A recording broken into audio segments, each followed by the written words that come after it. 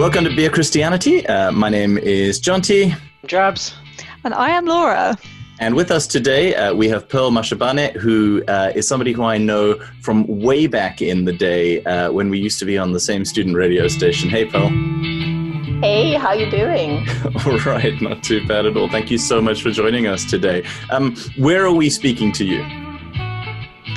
So I'm in Centurion, Pretoria, South Africa, and wow, it's 10 to 10. You're a good woman for talking to us so late. That is very kind. Always happy to have a chat with friends. Absolutely. Thank you. You we're going to be talking a little bit in this episode about the issue of race. The George Floyd protests are happening at the moment in the US while we record it. There are parts of America burning right now.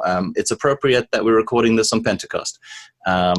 And yeah, we wanted to talk to you about the politics. We wanted to talk to you about some of the issues of identity, some of the stuff around the states and all that sort of thing. But first, I guess, can you tell us a little bit about your engagement with the US? You lived in the US for a few years. What were you doing there? Okay, so my family and I lived in New York City from 2010 until 2015. We were sent to serve the South African government at the South African Permanent Mission to the United Nations. So my husband was a deputy permanent representative there, and I served on several non-profit organizations linked to the United Nations. So your time in the States was partly working for some Christian organizations as well while you were out there. Is that right?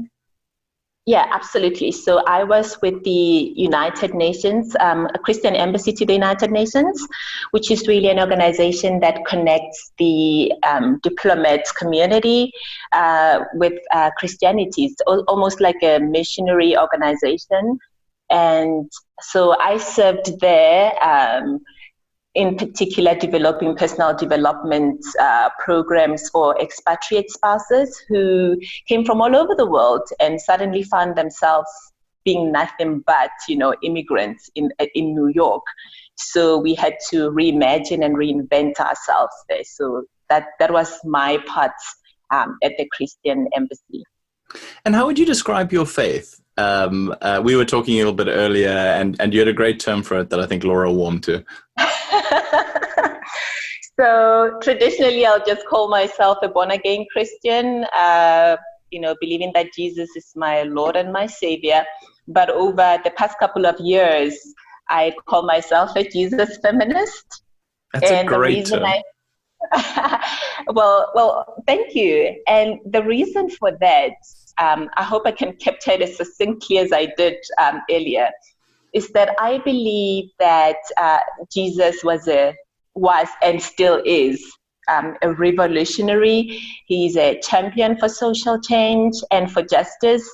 And I've seen him amplifying the voices of the marginalized throughout the Bible, challenging the status quo, demanding justice, giving voice to the voiceless, and literally just, opening the doors to the Father for everybody.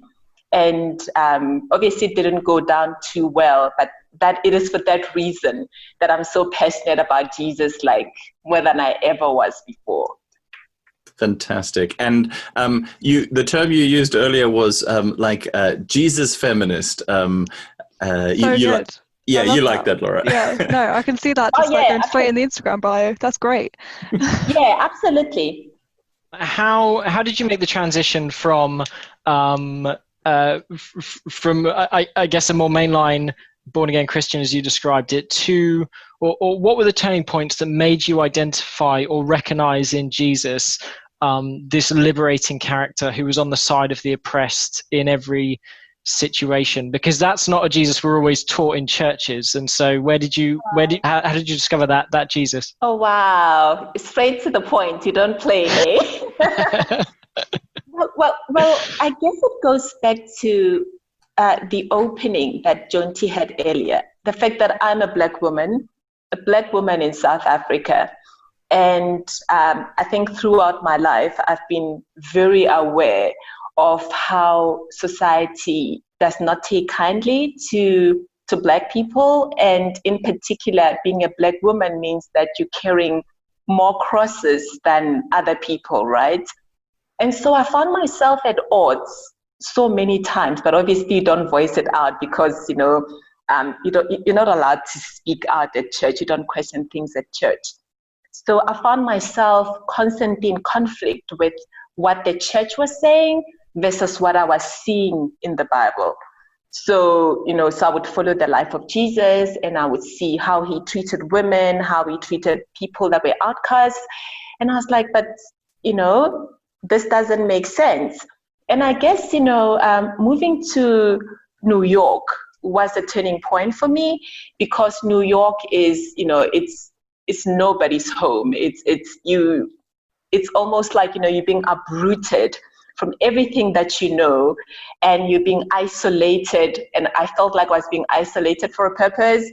And during that time of isolation, I think that's where I could have these conversations that I've been having in my head and in my heart about Jesus and what he represents, in that space where there wouldn't be contesting and challenging voices. And that's where I think I had that personal encounter with the Lord. And I never looked back from there. And it was very helpful that, we were based at the United Nations, where all kinds of people from all around the world were there.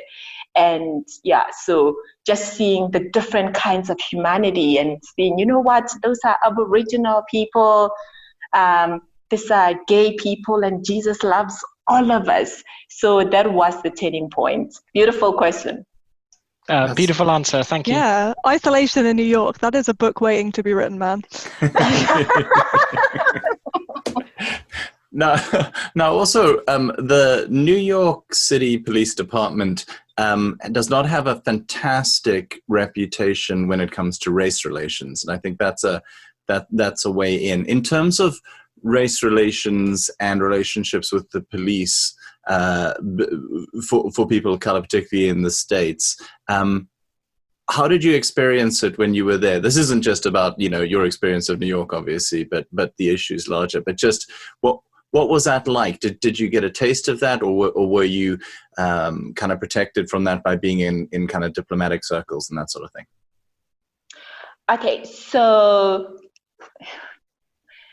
my experience of the New York police was that we were much more cordial than the average police officer that you see in the rest of the United States. I mean, I found them to be very respectful. They'll call you, ma'am, hey, miss. They were very helpful. But I did have a very frightening encounter with the cops. I think it was around 2013. My family and I were driving out to Toronto, and just after we left New York, somewhere on the highway in New Jersey, we were stopped by an officer that was dressed almost like those game rangers, brown uniform, and obviously I didn't even know why we were stopped, but he said it was for reckless driving. So obviously he was just doing his job, but the tone that he used, I mean, all before this encounter I had heard about police brutality, but like I said, I had never experienced it because the ones in New York were very quiet, were very cordial. But this guy was scary. The tone that he used, it was threatening. I mean, his hands were on the gun. He was talking to us like he's talking to, little kids. By that time, my kids were around 4 and 5, sitting at the back, and they're starting to cry. And by that time, because he didn't even want to hear anything that we were saying, I started recording the whole thing. And I think what saved us that day was the fact that we had diplomatic passports. He had no idea what that meant, because he wanted us to come out of the car and gave him a diplomatic ID, and we showed him that, he can't do this, we're immune. So he had to make a few calls, and I think after they told him what that meant, you could see him toning down a little bit, but still, I shudder to think what would have happened if we didn't have the kind of passports that we had at the time. Exactly. So yeah, but unfortunately, that's the enduring memory that my kids have of cops in New York at that very age. They were traumatized forever. Yeah. And we've been seeing, running up to the recent events, we've been seeing several a month videos of police brutality, of police killing people who are unarmed, young black men getting shot a lot, and also just encounters where white people have called the cops in the States because a black person has just been around. I think that for a lot of white people, particularly middle-class white people, it is almost impossible for them, it seems to me, to understand what that must be like to live in that kind of situation. I don't know if you'd have a comment on that, because it seems so dehumanizing. Dehumanizing is the word. And sure, this is actually it's a difficult topic to talk about. Hence, when you called earlier, I said you're actually very brave to even talk about something that we don't talk about. It's something that we sweep under the rug here in South Africa, and most certainly, I'm sure, right there in London and in the United States as well. So, sure. I'm sorry. It really is. It's the literal heaviness of the topic that I'm getting into that's making me be a little bit hesitant like this. To be black is, as somebody succinctly said, feels like a crime, and is to live with having to feel like you must always have an extra pair of eyes at the back of your head. You must be careful of what you do, what you say. And I think that a lot of white people don't realize the kind of privilege that they have, that, you know, you can go to the shops, you can jog, you're basically free to live without having to ask yourself difficult questions about, you know, what might happen to me, what might the cops do to me. So I think that's just the opening for me. The fact that we live in two very different, we live together, but our realities are very, very different. And if you haven't put your feet in another person's shoes, you will not understand. Mm.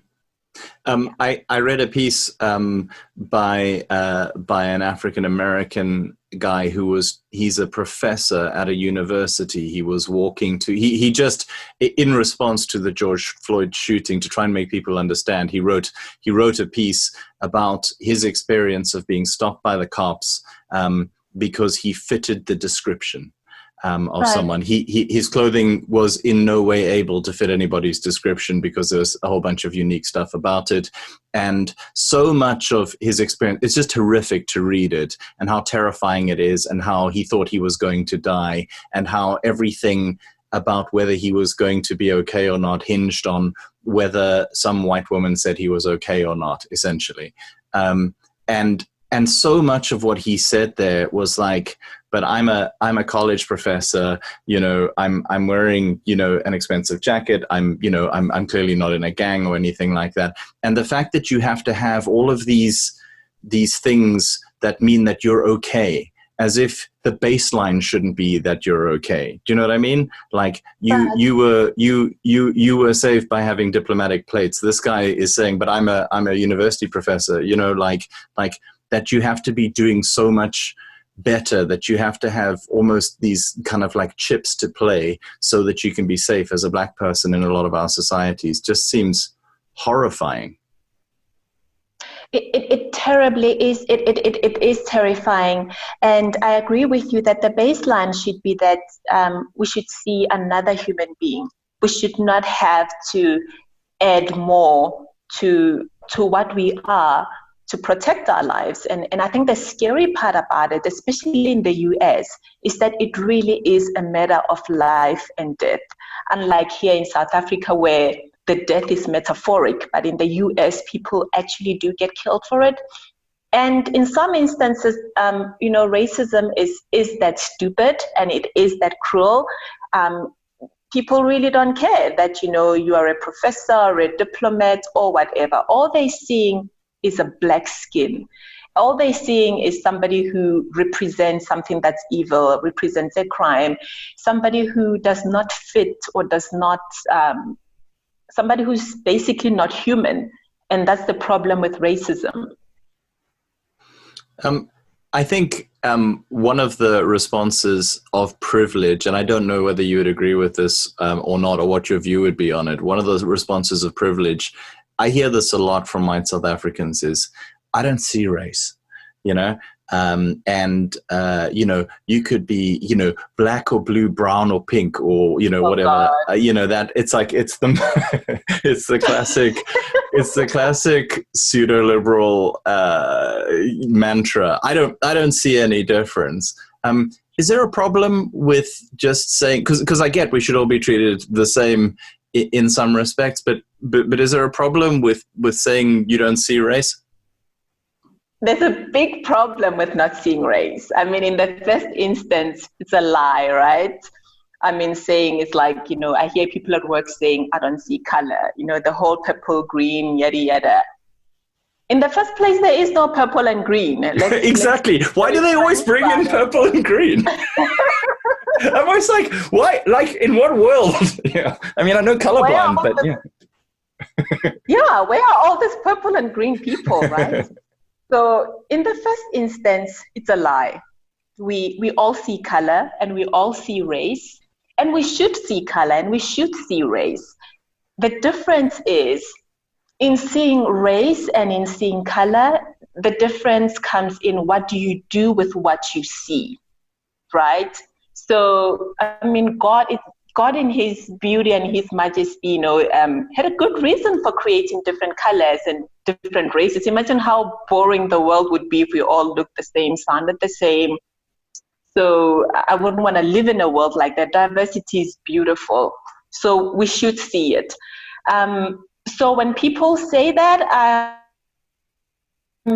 kind of roll my eyes. I kind of call it out. And it's important that we see. It's important that we see color. It's important that we see race, because unfortunately we live in a world where race and skin color has very different and lethal outcomes for some people and not for other people. So if we didn't have the kind of history and the kind of reality that we have, then maybe we can get away with the blue, yellow, purple thing. But with the kind of reality that we live in, it's important to see race and to see the impact that race has on the life outcomes of people. Same thing as people saying all lives matter, isn't it? Like, it's yeah.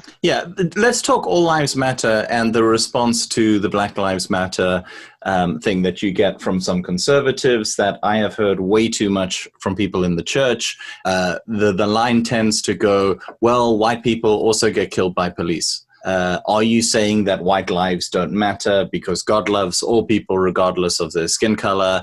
First things first, yes, all lives matter. That is not even disputable. Black lives matter, white lives matter, even the yellow and purple and green lives matter, wherever they are. And this is a big but. And yes, I'm sure white people do get killed by police as well. But there's a reason why people are saying Black Lives Matter. As you know from Animal Farm, they're saying all animals are equal, but some are more equal than others. Unfortunately, Black lives are much more at risk than white lives to systemic racism and to being, killed for no reason than white people are to being killed. So all lives matter. But the reason is that you have some lives that are way much cheaper than other people's. Yeah, I think the people who are saying, like, white people also killed by the police, like, obviously that is true, but also being able to look at the photos of the lockdown protests that are happening in America, like a month ago, where it was just white people with assault rifles, like breaking into buildings and being just and just policemen just standing there as they should do. And then the pictures from this week of black people taking a knee in the streets, like on their knees, and being tear gassed. And it's like, yes, white people are clear that are being killed by police also, but like you cannot deny the really intense structural difference there, because like that is not the same. Like, and you are being ignorant and blind if you cannot see that.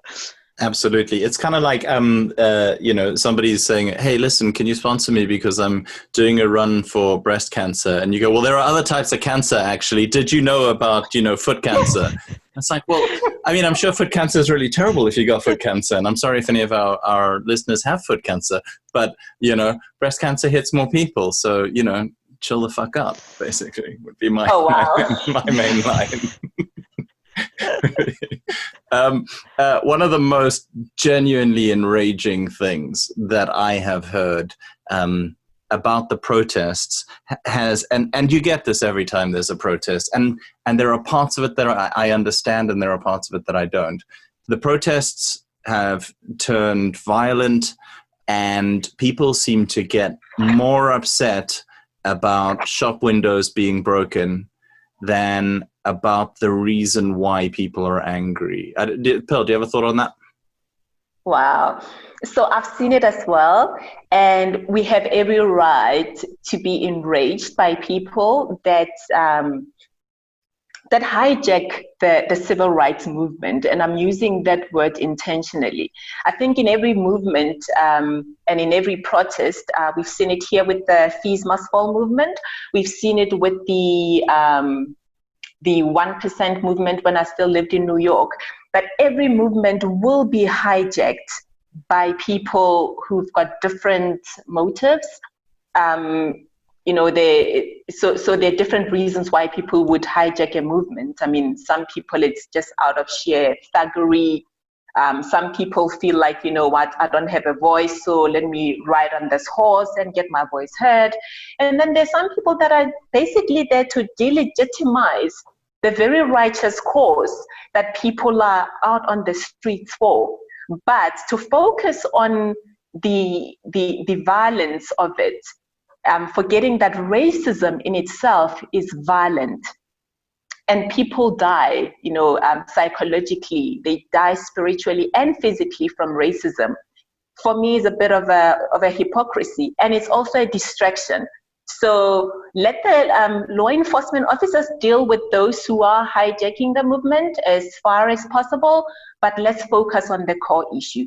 Racism is violent, and yeah, I think that let me stop there for a minute. It actually makes me upset, because people find it very convenient to distract from the core issue, and that's very unfortunate. I also think that a lot of people tend to, again, I've seen a lot of white liberals saying, you know, absolutely we should protest, but essentially we should do it politely. We should be orderly. We should do all that kind of stuff. And, you know, I'm 90% pacifist, though this week maybe less than 90%. And I think, yeah, I get it. But when you start invoking Martin Luther King, it's people who have not spoken out at all about the police regularly killing unarmed black men, who then invoke the name of Martin Luther King Jr. and say, oh, no, but you should be peaceful. You should be, it enrages me so much because it was MLK who said the riot is the voice of the unheard, or the cry of the unheard.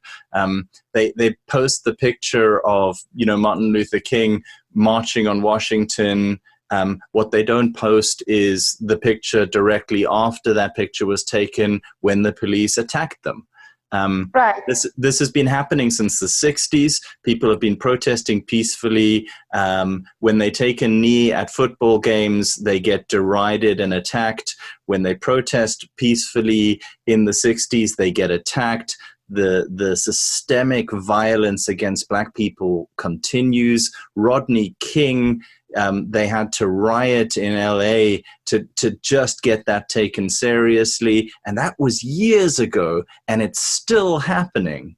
And I don't know, I don't know how the violence isn't constant until justice is had. And again, I'm a pacifist. I know that wouldn't be right. As a Christian, I don't think we should be taking people's lives. But I also, the big problem here is not that shops are being burnt, you know? Yeah. It's important to recognize as well that, I mean, I don't know, I can't speak for like all the protests that have happened across America, but a lot of the stuff I'm seeing is that it's not the protesters who are becoming violent, it's the police who are inciting that. Like, yeah, I think it's really important to recognize that it's most of the, I mean, again, like I can't like speak for all of it, but like a lot of the time it's what I'm seeing is it's the police who are pushing people over. It's the police in New York literally running into people with cars. I've seen videos of this week. Like, it's harrowing, and it's not being started a lot of the time by the like most of the time it's not being started by the protesters. It is the police who are doing it.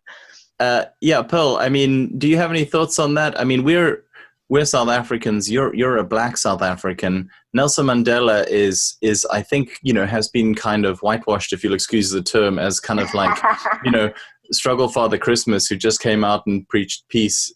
But, you know, he was part of the armed struggle. He didn't relent on the armed struggle until he saw that justice had happened. He didn't come out and end the armed struggle. As a Christian, how do you feel about using more extreme means to attain justice when justice hasn't been possible through peaceful means? As a Christian now, you're putting me on a spot right now. Yeah, sorry, it's a tiny question, obviously. I was just wondering if you could solve one of the biggest theological questions for people. You know, I'm thinking of a scripture right now, something about, you know, the violent will take it by force. I'm sure some of you can put it in context. But honestly, I think people get tired somewhere along the line. People have been marching peacefully for ages. And I have to agree with Laura that it is during those very peaceful marches that they will be instigated by the cops, by the system, and they will go back, and then, you know, the same atrocities will keep on happening over and over again. And people end up learning, unfortunately, that the only way to be heard is to use some type of violence. And obviously, I'm not an advocate for, you know, hurting other human beings, killing lives. So it's a bit tricky when you do see people destroying property and all. But I think because I'm not in their shoes, I don't even know how to frame it. But I just know that it just gets to a point where it's tiring. I'm sitting in South Africa and seeing the violent way that George Floyd died. That was gruesome. That was violent. And when people come out and they're not heard, and some of them end up turning to violent means of being heard, maybe that's, if that's what it will take to change the system, so be it. And thank you for mentioning the fact that Nelson Mandela has been whitewashed. But people do forget that he was the founding leader of the Umkhonto weSizwe, the armed struggle of the ANC.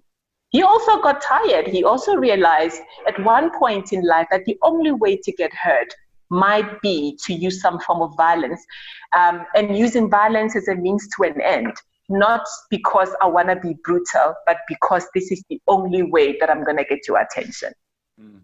I read a great article that had come out actually of the civil rights struggle in the 60s in, I think it was in something like a column in GQ, Esquire or something like that. I don't know. A Black consciousness activist talking. He used, I would have brought it on the show tonight, but he used the word cat for people way too much. And I was like, no, this dates us way too much. You know, these cats are doing this. And so I was like, no. But his basic point was when somebody smashes a window and steals a TV during a riot, it's not because he wants a TV. It's because he wants to say, screw you. Because he wants to express his anger. And I've heard a lot of justifications about it being like, well, capitalism tells people that they need to get their stuff, and that stuff is how they define themselves. I'm not sure that's it. I think it's just saying I am sick of what is being dealt to me, I am going to express my displeasure. It's essentially, punk rock, but people who actually have a reason to rebel personally. I find it very hard to have sympathy with McDonald's when it burns.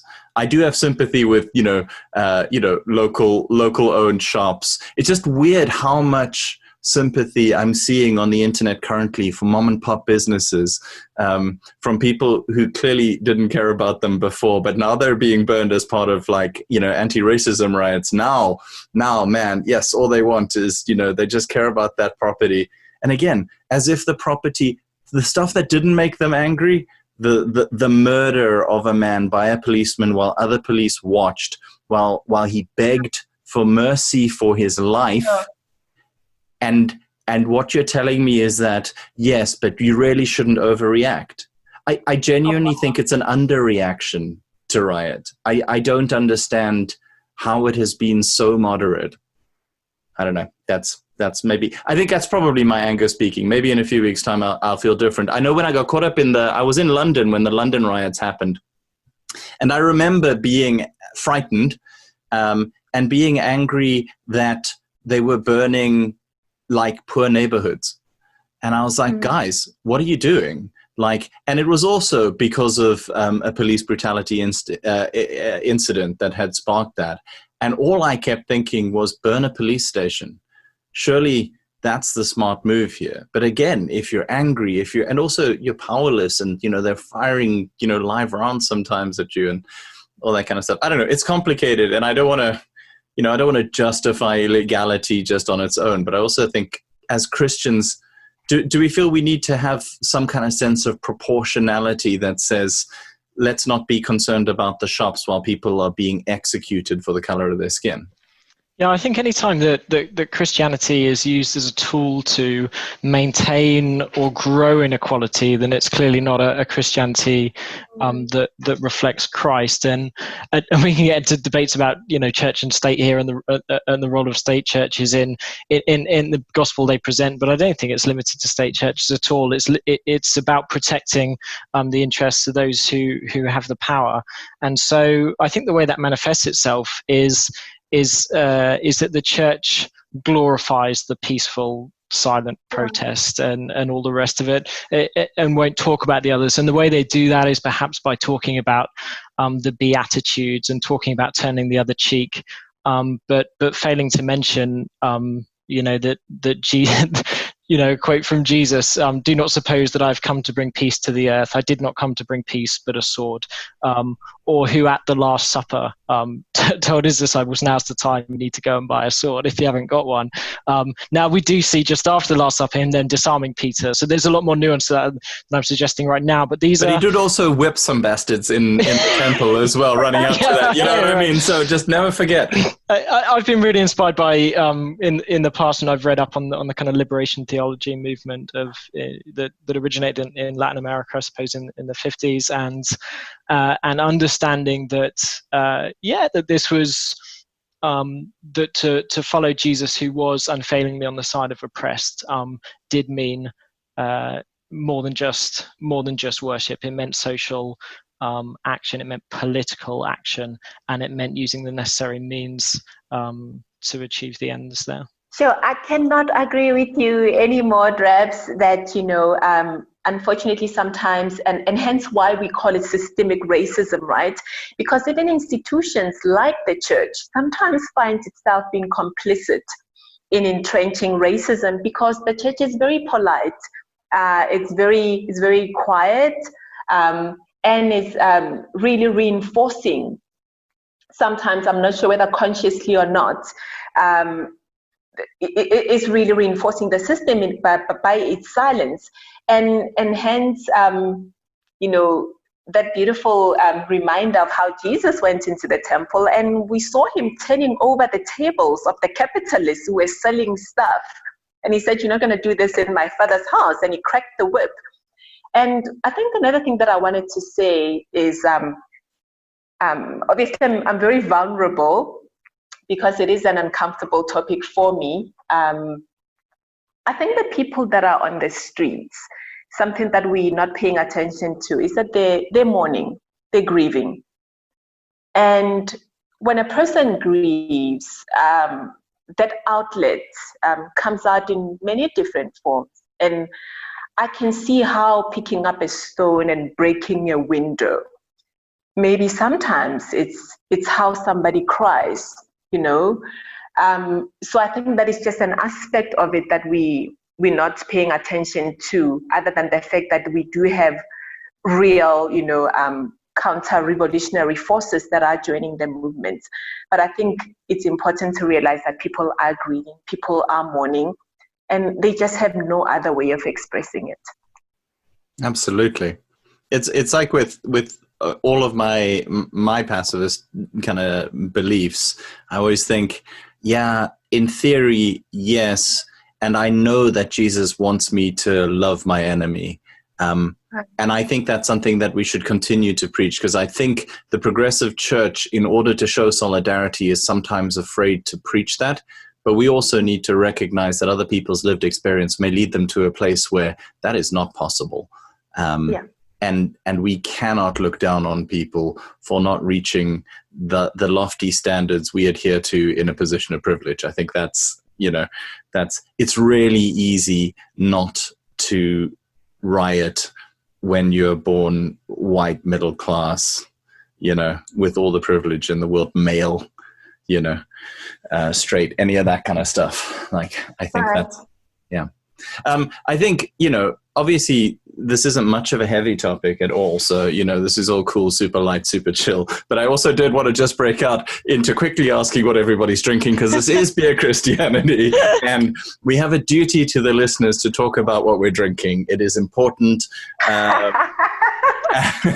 It's important, Pearl. I know you've not been on the show before, but, you know, it's just what we do.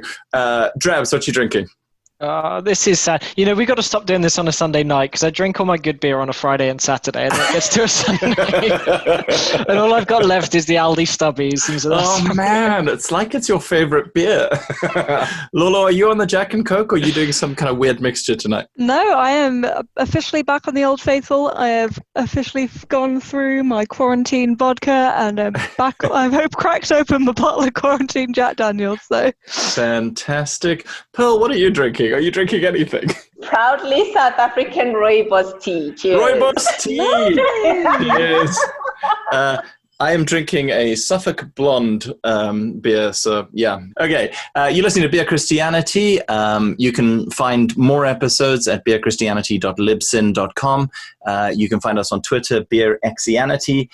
You can email us, beerchristianity@yahoo.com, and we're on, you know, Stitcher, Spotify, Apple Podcasts, YouTube, all sorts of things. So do check us out, do make contact, tell us what you think of this and other episodes. Pearl, I wanted to ask you, from the perspective of Africa, do you think the discussion on race, do you think there's something that actual Africans can offer to the world in terms of discussions about race, systemic racism, and all of those issues? Okay, that's a big one. I guess I cannot speak as an African as a whole, because, you know, Africa being a whole continent. But I think as a South African, yes, we definitely can. We should speak about it. And I think I said earlier that, unfortunately, here in South Africa, we've swept it under the rug. It's something that is it's a taboo subject. It's very polarizing, very uncomfortable. We just don't talk about it in South Africa. And I think that time of silence has to stop. As a Black South African woman who spent her childhood during the apartheid years, I know that this is something that you live with for the rest of your life, right? And I think we need to stand together in solidarity. We need to stand together with African Americans, Black Americans, and Black people throughout the diaspora, and say, you know, maybe as the AU, as governments, you know, our presidents right here in South Africa and throughout the African continent, I think we need to be very loud. We need to be heard. And We need to put on pressure where we can. I don't know how we're going to do that because there are other politics that will just make it a little bit harder. But we cannot afford to be quiet. I think this is the time for solidarity. But Jonty, I have to say that what we need most now is white solidarity. I think Black people have been speaking. Black people have been dying. Hence, it's very important that even in my discomfort, I'm very comforted that I'm talking to 3 white people that are willing to say, we know how this conversation can be very uncomfortable because white people also have to live with the guilt. They're scared that they're going to be blamed. How long must we, be pointing fingers and stuff like that? But to stand as allies and as supporters and as sponsors in the workplace, in churches, wherever you find yourself, and say, listen, enough is enough. I think that's what's needed right now. Absolutely. The conversation that you hear quite often in South Africa is, well, that was then, can't you just get over it? What do you say to people who say that? That's hurtful. That is hurtful because it never goes away. Yeah. Remember, unfortunately, we focus on that one person who's standing on somebody's neck. And we forget to realize, or we don't realize that this is systemic, right? For that cop to have the audacity to kneel on a Black man's neck means that he was confident that there's a society and there's a system and there are laws that enables him to get away with it. So that is just one person's actions, but we need to challenge the system. We need to challenge the laws. And I think that time is now. Absolutely. And I mean, it's a society that just before then, a bunch of guys got off scot-free for essentially hunting a Black man in another neighborhood. And right. The list goes on and on and on. And again, these are just the ones that, have been caught, have been videoed. It's so much more than that. And it's so much more, as you say, it is a system that goes beyond that. There is also the issue of, and I've heard this more than once, of white people saying, what would you like us to do? And what I've heard is Black people going like, fucking work it out yourself. We're tired of telling you how to do shit. I mean, do you have any sympathy with that attitude? Because on the one hand, like as a white person who wants to help, I want to help, but I can totally understand why that would be galling. Right. So that's what people call doing the emotional labor for white people, and it's a position of privilege, to be asked, what must I do? When there are so many resources out there. I mean, we're all watching the same TV. We can all see what's happening. We have access to resources and books. But I think in terms of being progressive and being open-minded about it, because my standpoint on this is that we need to build bridges. As tiring as it is, we cannot afford to let down our guard. We cannot afford to, throw our hands in the air and give up. So when my white friends do ask, I think my starting point is, let's start at being human. Just recognizing the humanity of other people, first and foremost. 2, realizing that there will never be peace as long as we have people that are still being marginalized, people still being killed the way they are being killed. And to realize, thirdly, that this affects all of us. This robs all of us, not just Black people. It robs all of us, our collective humanity. Because when you see these things happen as a witness and you keep quiet, I believe that a little bit of your humanity gets eroded, because how do you just stand there and see these things happen and pretend, I don't know what people do, but and secondly, it robs all of us of the potential that we have to develop our respective countries and our communities. As long as some people have more access to resources, more access to healthcare, and others don't, there's no way that there's going to be peaceful development. So I think those are the 3 reflections that I have for now in terms of what can white people do. I think I've already spoken a little bit about being allies wherever we're finding ourselves, and just being, have courage to speak about these things. It's uncomfortable, but let's have the courage to speak about it. And I think the more we speak about it, the more easier it becomes, and the more we'll be willing to step out of our comforts of privilege and bubbles and reach out to people that are different from us. And it's in that reaching out that we'll realize, you know what, we're children of the same God. We bleed the same, as everybody says.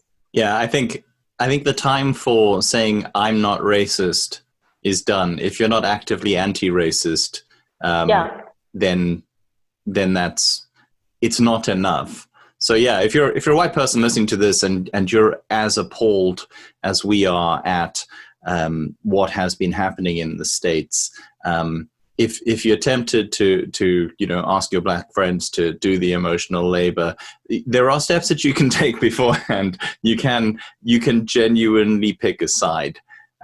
Are you going to pick anti-racism, or are you going to pick the status quo?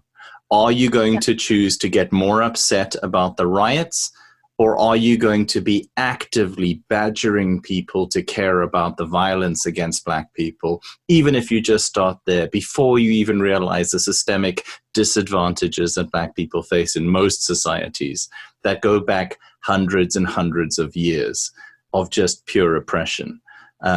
If you're not willing to do that, research your own privilege. Take a look at, would you genuinely say that the line you always hear is, well, I faced some troubles in my life and I've never done that. And ask yourself, what challenges have you faced because of the family you were born into?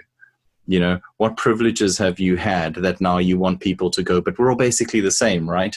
How many tokens are you assuming are the genuine experience of everybody? Are you saying things like, oh, well, America had a black president, so it can't have a race problem? Are you saying that, some of my best friends are black? Are you saying that, but there are wealthy black people, so, it must be them doing it to their own? Are you using them language? That kind of stuff, I would imagine, is like, good places to start before you start asking, what can I do? Because guys, that's not fucking difficult.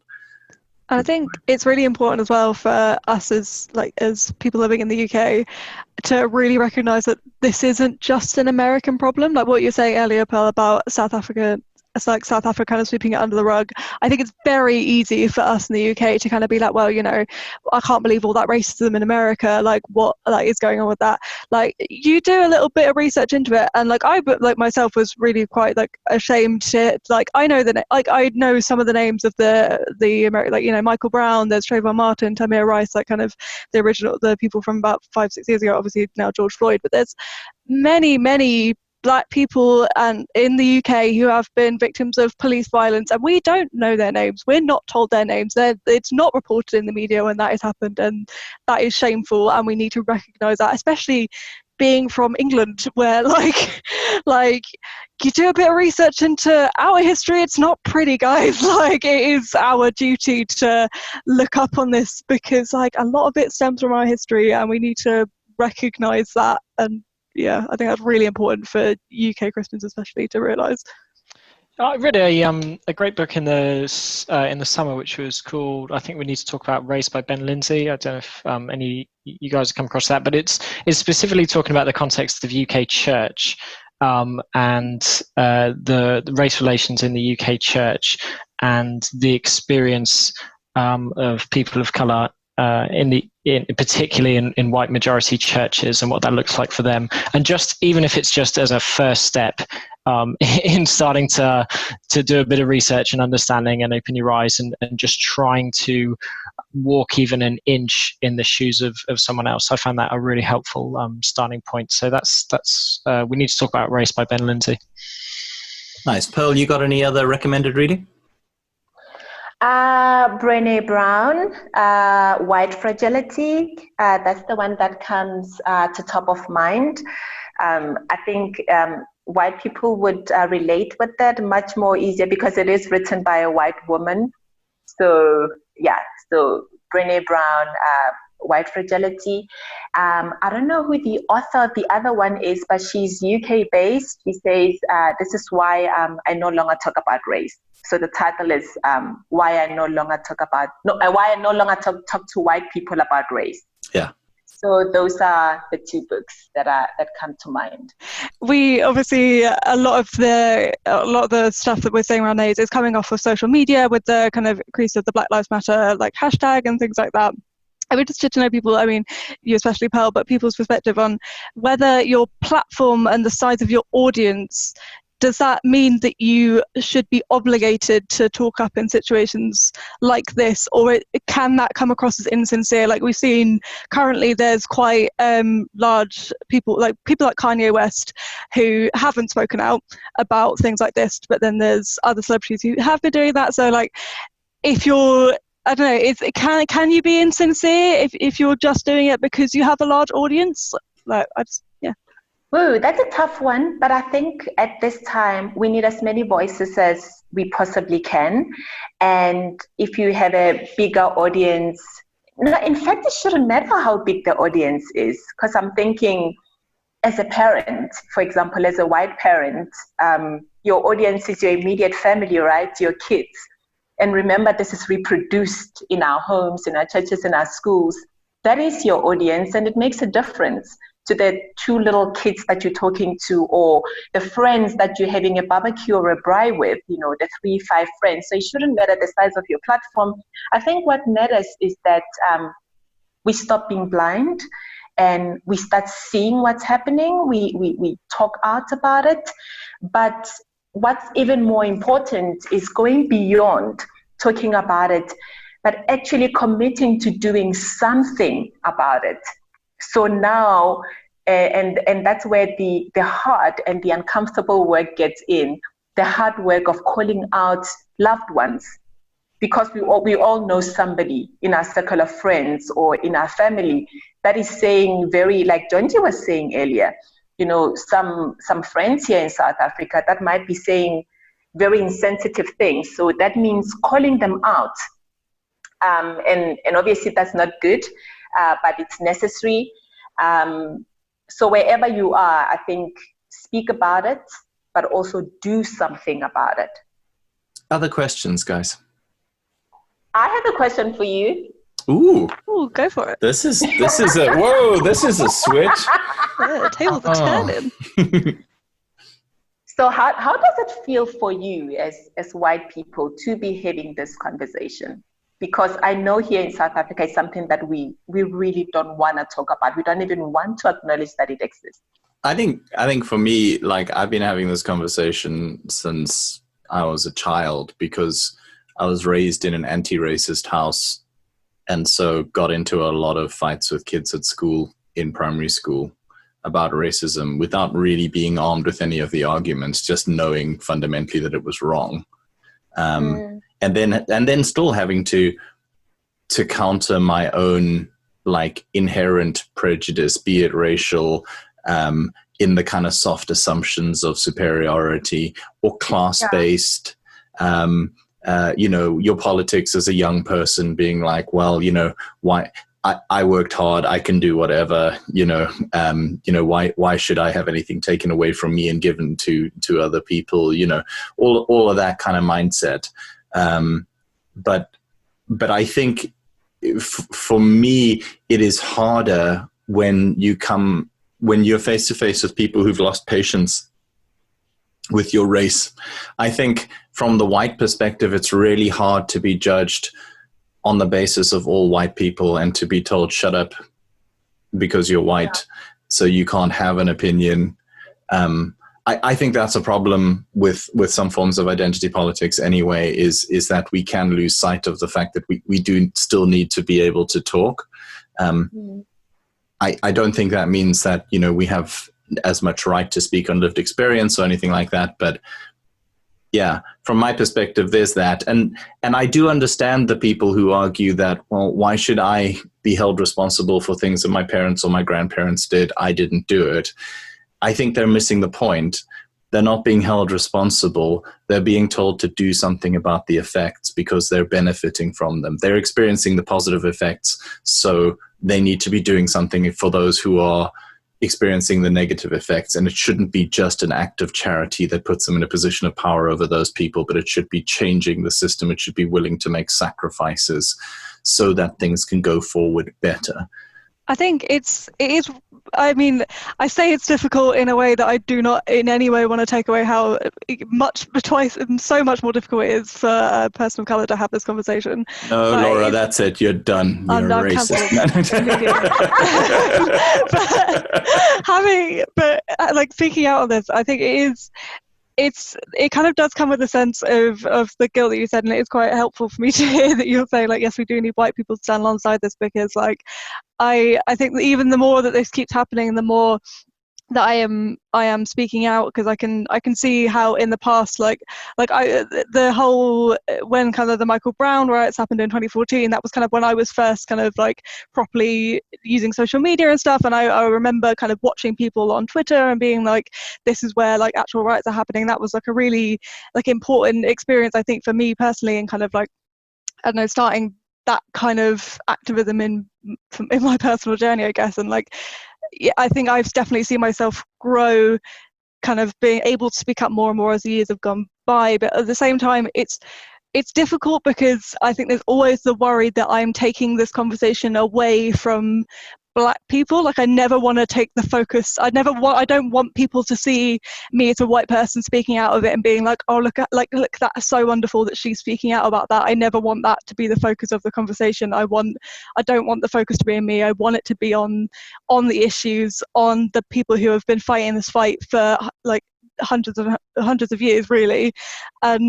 But at the same time, I also want to make sure that I am speaking out and I am having the confidence to call people out. So yeah, it's a difficult balance in a way. But I think you want to help, and you don't want to be told you're wanting to help. Yeah, because that's dispiriting as somebody who wants to be an ally. If it's like, well, actually, by trying to be an ally, you're part of the problem. You're like, well, then I give up. Yeah. But I think I think it's important for other people who are listening to this, maybe who are kind of experiencing that same type of thing. I think it is important that we keep on continuing to learn, that we keep on continuing to follow Black people on social media, and that we are making sure that we are listening to these conversations, even if we're not supposed to be, even if we don't feel that we can be like properly part of it, and that we are taking those steps to kind of help the cause along the way, but not in a way that takes the focus away from the people who are at the core of the fight. Yeah, I think for me, when approaching a conversation like this, there is coming from a place of privilege, by whatever measure you choose to measure that. I'm pretty sure I fall on the side of privilege every time, and that comes with the safety and comfort that you can always walk away and be fine. And so the conversation presents in itself a choice, and the choice is between the narrow gate or the wide gate. It's the choice between being a sheep and a goat. And so I guess being part of the conversation forces you to ask the question of, am I going to follow Jesus? And what's that going to look like for me? And even in the last hours we've been talking, been wrestling with that, and actually hearing the call of Christ, frankly, in terms of how that might manifest in my own life and how I'm going to respond to that. So, but yeah, that there's a safety that you can walk away anytime back to your place of privilege. That's the kind of reality. What you said earlier, Pearl, about the church needing to be polite, I think it's very important for Christians to recognise that we are called to fight injustice in all its forms. And if you're not speaking out right now, you should be thinking real hard about what you're not doing, because actually not speaking out is part of the problem, and we are called to speak out against this. So yeah, think about that. And it's speak out, and it's try to educate people and argue them, or frankly make them realize that they need to change in some way. And also practical stuff, man. Like you can be supporting the bail funds of people who are protesting right now. You can be supporting foundations that help people with police brutality. There's practical stuff you can do with your money. There's practical things you can do in terms of the way you vote. Stop voting for racist parties. Stop voting for parties that protect privilege. it's stupid, it's bad, it's not Christian, stop it. Yeah. I don't know, Pearl, are those okay answers? Do we pass? So thank you. Those are real answers. There is no pass or fail answers. It's just, I think, the reason why I asked the question is I do realize, and I'm very aware of how the race talk is very polarized, and it has been unfortunate that people that want to help do get silenced. I think it's very unfortunate. So hence why I ask for your opinion, because this is not a fight that is going to be won by one or two people. We need as many voices as possible. And I think for me, as a Black person, I said earlier, the emotional labor does get tiring. So it's refreshing for me when I see white people coming and saying, you know what, Pearl, you know what, let me take this one for you. I think metaphorically, I saw some of the protesters in the US, I can't remember what city it is, I saw white people forming a human shield line in front of the Black protesters, between them and the cops. And I thought, wow, this is what we need. And going back to the discomfort and the pain of talking about race and racism in South Africa and indeed across the world, I think sometimes when we get the backlash that white people do get, some people, by the way, deserve the backlash. They really do. They really do. and some don't. But for those who are genuine about it, they have to realize that people have been carrying this trauma and this pain for so long that they'll even, it's like a wounded animal. You're going to bite even, the person that's trying to help you. So my thing would be, don't give up. It's carry on, and more than anything, don't just see it as something far away, as Eric Garner or George Floyd. I think look closer to, for example, what we're doing tonight. You saying, we could have an intellectual debate about George Floyd in the US, but you brought it a little bit closer and said, let me ask one of my Black friends. And I think that's where we can start, before you even read any book. I think the biggest book that we have to read is the people around us. So call your Black friend, your gay friend, your people with disability. I'm raising all of this because all systems of oppression, I believe, are linked. And ask them about their lived experience. Bring them over to your house, give them a call and ask them before you even worry about something that's happening so far away. Thank you so much for talking to us tonight. Is there anything you'd like to say finally to the listeners? So on a personal level, this is coming during a time of the coronavirus. And so I know that we're going to find a vaccine for the coronavirus soon. My wish list is, I wish we could find a vaccine for racism as well. Yeah. So because this is the pandemic that we've had for centuries. So it will be pretty cool if somebody can come up with a nice little jab that we can jab everybody with. But secondly, Jesus said, the biggest commandment is to love our neighbors. So I think let's just remember to walk in love and see the humanity in everybody. And if you don't believe in Jesus, I know you believe in Mandela. And Mandela said, no one is born hating another person. Racism and hatred are taught. And if we can teach to hate, then we can also teach to love, because love comes more naturally to the human hearts than hate. So you can choose love thy neighbor, or choose, to listen to the language of love that comes naturally to the human hearts. And to the three of you, thank you so much for the conversation. Like I said many times, it is an uncomfortable conversation for me. But I think the more we do it, the easier it will get. And together we can make a difference wherever we are.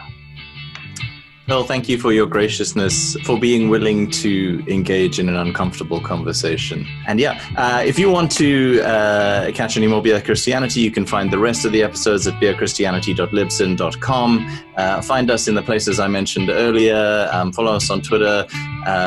Share this with your friends if you think that this conversation was helpful. Anyway, thanks a lot, Pearl. Have a lovely evening. Thank you, Jonty, Lau-Lau and Drabs. Thank you, Bless. Pearl. Bye-bye. Bye. Bye.